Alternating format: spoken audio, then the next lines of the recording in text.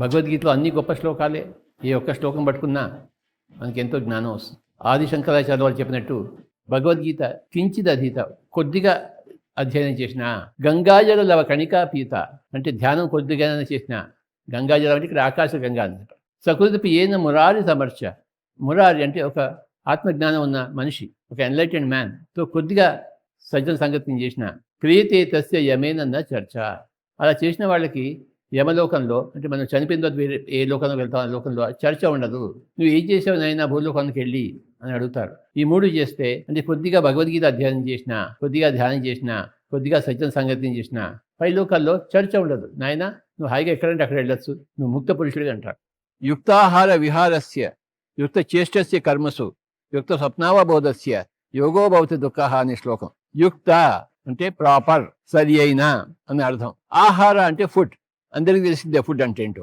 విహార అంటే మన ఎంజాయ్మెంట్, చేస్ట్ అంటే మన పని, work, duty. So food department, enjoyment department, work department. స్వప్నం అంటే స్లీప్. అవబోధస్ అంటే enlightenment, that is 5th department.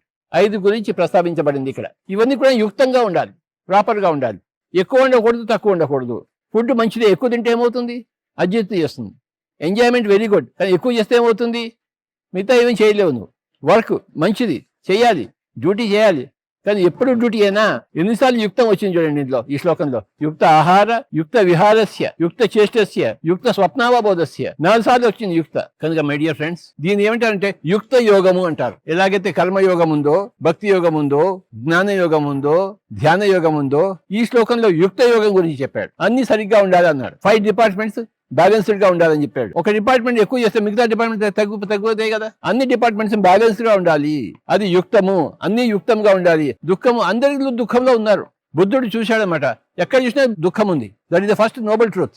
ఎక్కడ చూసినా దుఃఖం ఎందుకు ఉంది అంటే అందరూ అయుక్తంలో ఉన్నారు, ఇంప్రాపర్ లో ఉన్నారు. ఒకటి ఎక్కువ చేస్తారు, ఒకటి తక్కువ చేస్తారు. రామచంద్ర, అన్ని సరైన మోతాదులో ఉండాలి, సరైన క్వాంటిటీలో ఉండాలి, సరైన క్వాలిటీలో ఉండాలి.